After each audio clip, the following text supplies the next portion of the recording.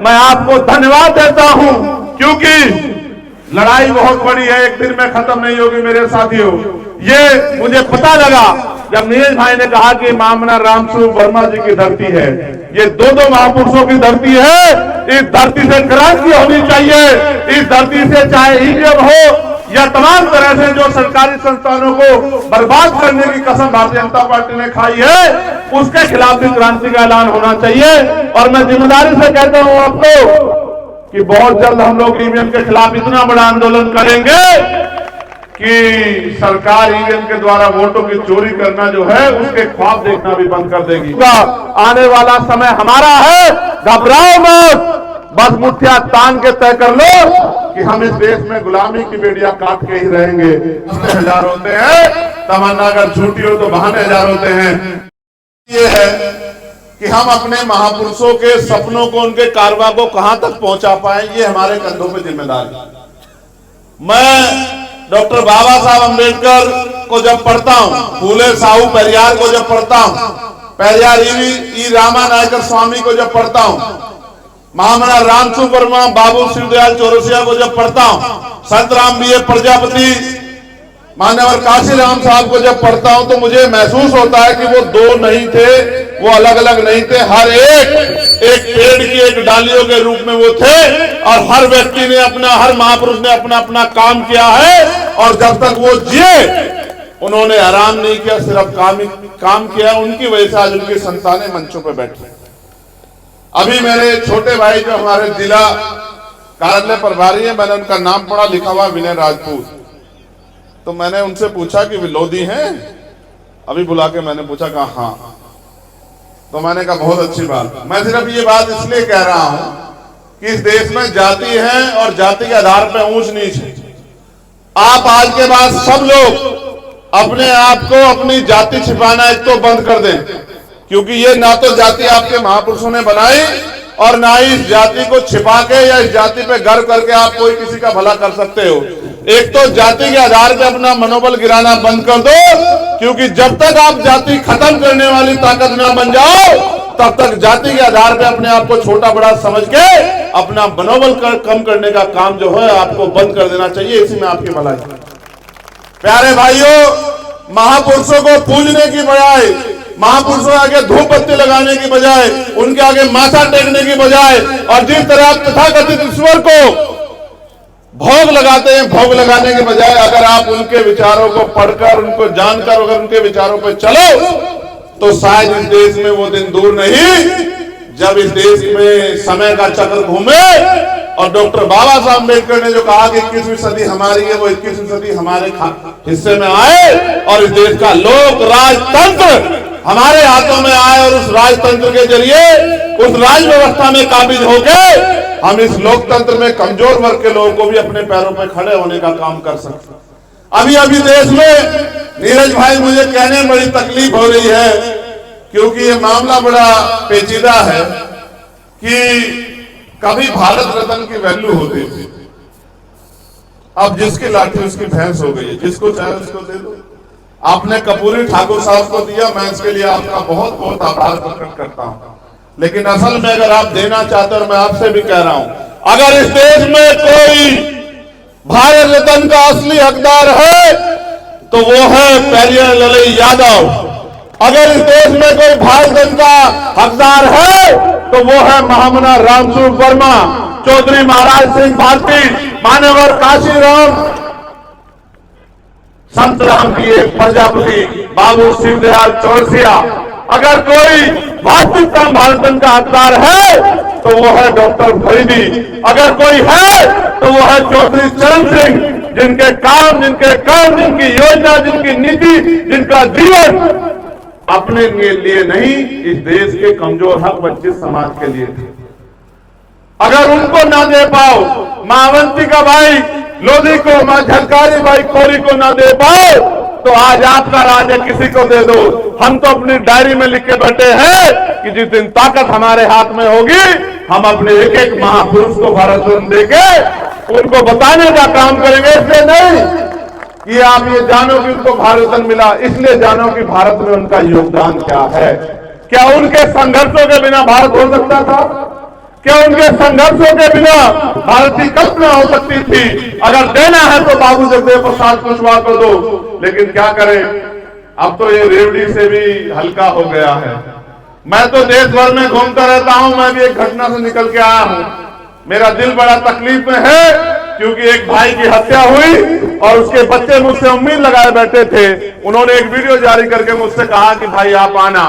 12 साल का उसका बच्चा ये उम्मीद लगा रहा था कि उसका वो जिस रिश्ते मुझे चाहे, हाल तो आजकल तो मैं छोटे से लेके बड़े तक के लिए भैया ही हो गया हूं, तो वो मुझसे उम्मीद लगा रहा था कि मैं उनकी आके मदद करूं। मैं उनकी लड़ाई लड़ने में थोड़ा सा व्यस्त हुआ, इसलिए आपके बीच देर से पहुंचा। अगर वो लड़ाई ना होती तो मैं 4-6 घंटे आपके बीच बैठ के और ये प्रयास करता कि आप में से यहां आया एक भी साथी आज वैचारिक क्रांति से दूर हुए बगैर ना रह पाए।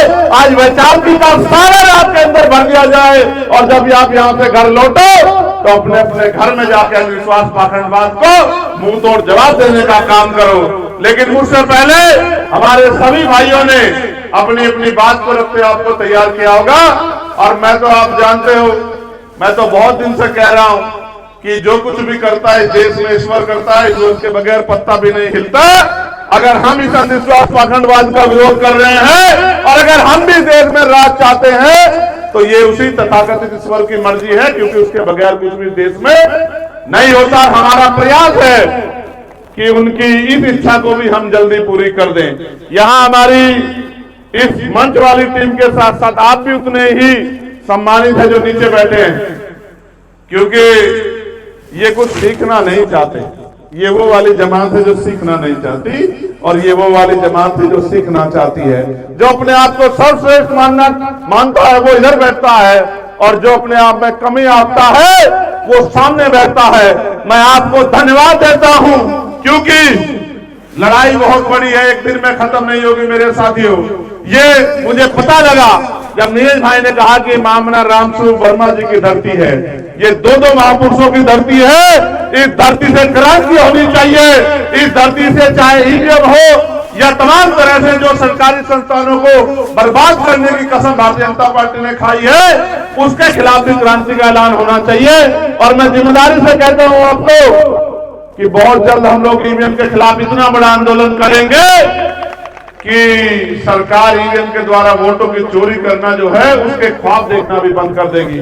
और मैं जिम्मेदारी के तौर पे आपसे कह रहा हूं, नौजवान अपनी जिम्मेदारी को संभाल ले। नारा लगाने से, जयकारा लगाने से, पैर छूने से और झंडा गुलाने से इस देश में क्रांति नहीं आएगी। इस देश में क्रांति आएगी महापुरुषों को पढ़ के। और जो भी मिशन में आना चाहता है सबसे पहले वो अपने आप को वैज्ञानिक दृष्टिकोण पे खरा उतारे। पहले वो पढ़े लिखे तर्क की कसौटी पे आए, तब वो मिशन में आए। वरना आप खुशी खुशी आ तो जाओगे, 2, 4, 6 महीने में जब आप इस लड़ाई को लड़ नहीं पाओगे तो वापस भाग जाओगे, तो आप अधूरे रह जाओगे। पहले महापुरुषों को पढ़ो और मिशन में अगर आना चाहते हो तो सबसे पहले पढ़ो राष्ट्रपिता ज्योतिबा फूले को, फिर पढ़ो साहू जी महाराज को, फिर पढ़ो बाबा साहब अम्बेडकर को, फिर पढ़ो आजाद संघ को, फिर पढ़ो मान्यवर काशीराम साहब को, और फिर आओ मिशन में। एक ऐसा कोहिनूर तैयार होगा जो मनुवाद का मुकाबला टंके की चोट पे करेगा किसी भी कीमत पे। क्योंकि अगर आप वैचारिक कसौटी पे मजबूत नहीं हो तो कहीं भी पद, प्रतिष्ठा, अवसर और बिकने का मौका मिलेगा तो आप बिक जाओगे। इसलिए मैं नौजवानों से कहना चाहता हूं, आज वास्तविकता में हालात ऐसी है कि लोकतंत्र खतरे में है, संविधान खतरे में है। और वो दिन दूर नहीं कि हमें उस गुलामी अंधेरे में जाना पड़े जिस अंधेरे से हमारे महापुरुष हमें निकाल के लेके आए। इसलिए मैं आपसे कहना चाहता हूं, मेरे प्यारे भाइयों, नौजवान साथियों, मुट्ठी तान लो, कमर कस लो, आजादी दम हो चुकी है और अब हम इस देश में गुलामी की बेड़ियां काटने के लिए तैयार हो चुके हैं। किसी भी कीमत पे महापुरुषों के कारवा को रुकने नहीं देंगे और किसी भी कीमत पे बहुजन समाज में जो एकता मंच पे दिख रही है उस एकता को टूटने नहीं देंगे। मेरा वचन है आप लोगों को कि जितना प्रयास हमसे होगा हम इस बहुजन आंदोलन को एकता के धागे में पिरोने का काम करेंगे और जब कमी खामी रह जाए हमारा दिल के पूरी कर लेंगे। जिस तरह से वो अपने आंदोलन के प्रति समर्पित हैं, आप भी अपने आंदोलन के प्रति समर्पित हो जाओ। जब तक आपके अंदर समर्पण, त्याग, संघर्ष की भावना नहीं पैदा होगी, तब तक हम उनका मुकाबला नहीं कर सकते। उनके पास मीडिया है, उनके पास माफिया है, उनके पास मनी है। ऐसा नहीं कि वो आपसे ताकतवर है, ताकतवर वो आपसे नहीं है, बस वो अपने काम को जिम्मेदारी से कर रहे हैं, समर्पण से, और हम लोग अपने काम को समर्पण से नहीं कर रहे हैं। हम संख्या में भी उनसे भारी है। आप महसूस करो, हजारों साल की गुलामी एक बटन को दाबने से कर सकती है। अगर मानसिक गुलाम हो गए हो तो अलग बात है। मैंने तो एक कहानी सुनी थी कि बचपन में हाथी के पैर में जब वो छोटा बच्चा होता है तो एक लोहे की संकल महावत बांध देता है। वो पूरे जोर लगाता है, जितने जोर उसमें, वो संकल को तोड़ नहीं पाता।